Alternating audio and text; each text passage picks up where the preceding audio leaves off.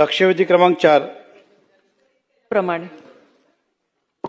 अध्यक्ष महोदय, मीरा भाईंदर महानगरपालिका हद्दीत मीरा रोड आणि भाईंदर असे दोन शहर आहेत। भाईंदर हा 90 पूर्वीचा डेव्हलप झालेला आहे आणि रिडेव्हलपमेंटचा मोठा प्रश्न मीरा भाईंदरमध्ये उत्पन्न झाला आहे। शासनाने काहीतरी चांगलं करावं पूर्ण विकासासाठी, त्यासाठी अनेक योजना आणली, पण ते योजना सर्वांना नुकसानदायक ठरली अशा प्रकारचं झालं।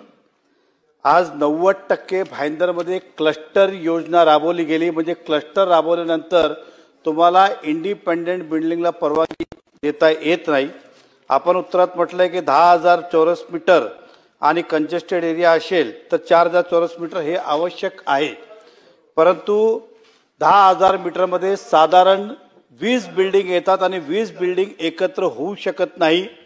आज जवळजवळ ज्या दिवसापासून क्लस्टर लागला 2.5 वर्ष झाले। 2.5 वर्षामध्ये महापालिकेने धोकादायक अनेक इमारती तोडली, काही लोकांनी स्वतःहून खाली केली, परंतु एकाला रिडेव्हलपमेंट परवानगी देता आली नाही, कारण की क्लस्टर आहे। आता 20 बिल्डिंग मध्ये एक बोलतो आमची बिल्डिंग नवीन आहे, दुसरा बोलतो आमचा कन्व्हेन्सचा प्रॉब्लेम आहे, तिसरा बोलतो आमचा टेनेंट आहे, चौथा बोलतो आमचा वेगळा प्रॉब्लेम आहे। हे कधी 20 बिल्डिंग एकत्र येत नाही, पण त्यांना कधी परवानगी दिली गेली नाही। दुसरं युनिफाईड डीसीआर आपण आणलं।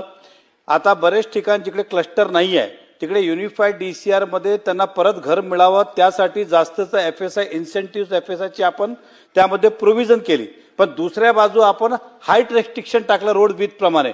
म्हणजे उदाहरण, मला आता मी परमिसेबल आहे की मला 10,000 फूट मिळतील, पण रस्ता छोटा असल्याने मला ते 10,000 मीटर पूर्ण कंझ्युम करता येत नाही। अशा प्रकारचे मोठ्या प्रमाणात तक्रारी असल्याने गेल्या 2.5 वर्षात एकही रिडेव्हलपमेंट होत नाही। तर त्यासाठी मंत्री महोदयांना माझे स्पेसिफिक प्रश्न असा आहे, ही क्लस्टर योजना आतापर्यंत सक्सेस झाली नाही असं महापालिकांनी सुद्धा शासनाला अनेक वेळा पत्र दिलंय, तर आपण त्या क्लस्टर योजनामध्ये इंडिपेंडेंट स्वतंत्र बिल्डिंगला परवानगी देणार का आणि क्लस्टर ऑप्शनल करणार का, हा पहिला प्रश्न। दुसरं, आतापर्यंत आपण क्लस्टर मध्ये इंडिपेंडेंट परवानगी दिली आहे का कोणाला तरी, आणि दिली असेल तर बाकीला का आपण टाळतात, आणि समजा कायद्यात नसेल, कारण की आपण उत्तरात म्हटलं की क्लस्टर मध्ये इंडिपेंडेंट देता येणार नाही, पण आमच्या माहितीप्रमाणे 1-2 लोकांना आता दबावाखाली की का दिली माहित नाही, तर त्याच्यावर आपण काय कारवाई करणार। तिसरं, रस्त्याची जी अटीची शर्त आहे रिडेव्हलपमेंटला की एखादा एफएसआय परमिसेबल आहे, पण रस्त्याच्या अटीच्या कारणाने ते एफएसआय कंझ्युम करता येत नाही युनिफाईड, तर ती अट आपण शिथिल करणार का। दुसरं, पोडियम आता पार्किंग कंपल्सरी केल्याने 3 माले 4 माले पोडियम करावं लागतात आणि बिल्डिंग 24 मीटर, तर बिल्डिंगचं एरिया आपण जे रेसिडेन्स एरिया तेवढंच करा, पोडियमचं एरिया त्याच्यातनं वगळणार का, असे माझे 4 प्रश्नाचं आपण उत्तर द्यावं, जेणेकरून मीरा भाईंदरच्या लोकांना नागरिकांना हे मिळतील। अध्यक्ष महोदय, क्लस्टरची जी योजना आणली अध्यक्ष महोदय, तीच याच्यासाठी आणली जेव्हा UDCPR मंजूर झाला त्यावेळी लागू झाला, त्यावेळेस क्लस्टर अशासाठी केले गेले की छोट्या रस्त्यांवरची डेव्हलपमेंट होत नाही, एफएसआय मिळत नाही, त्याचप्रमाणे नागरिकांना बाकीच्या सोयीसुविधा देण्यासाठी क्लस्टरचा उपयोग होतो। या उद्देशाने खरं तर क्लस्टरची योजना आणली अध्यक्ष महोदय।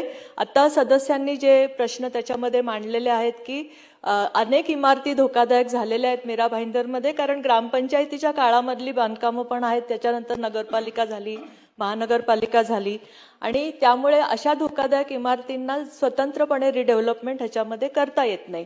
त्यामुळे अध्यक्ष महोदय, सदस्यांनी विचारलेल्या दोन्ही गोष्टी, म्हणजे जर शासनाच्या साईडनी पण क्लस्टर हे उपयुक्तच आहे, उपयुक्तच होतं, पण आणि आता आपण जसं मीरा भाईंदरमध्ये 24 क्लस्टर हे केले आणि त्याच्यातली 7ची कारवाई आपली चालू पण आहे आता, पण तरी सुद्धा सदस्यांनी ज्या अडचणी मांडलेल्या आहेत त्याच्यामध्ये त्या सर्व एफएसआय असेल किंवा ज्या रस्त्यावर एफएसआय मंजूर करणं असेल किंवा एखाद्या इमारतीला परवानगी देणं असेल, ह्या पॉलिसी डिसिजन ह्या त्या महानगरपालिकेप्रमाणे करायला पाहिजे, आणि हा पॉलिसी डिसिजनचा प्रश्न असल्यामुळे अध्यक्ष महोदय याची एक मीटिंग माननीय नगरविकास मंत्री उपमुख्यमंत्री एकनाथ शिंदेंच्या दालनामध्ये घेतली जाईल। चला पुढे जाऊ, नाही झालं ना त्यांनी मीटिंग,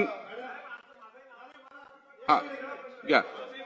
मंत्री महोदयांना प्रश्न आहे की आपण क्लस्टर असल्या कारणाने इंडिपेंडेंट बिल्डिंगला परवानगी देता येत नाही, आपण सभागृहामध्ये आश्वासित करणार का की अशा एकही इमारतीला अजूनपर्यंत परवानगी दिली नाही जे क्लस्टरमध्ये? आमच्या माहितीप्रमाणे काही ठराविक लोकांना आपल्या सोयीप्रमाणे परवानगी दिली, बाकीला नकारलं, आणि असं असेल तर संबंधित अधिकाऱ्यावर आपण काय कारवाई करणार ते आम्हाला उत्तर द्या. मंत्री महोदय.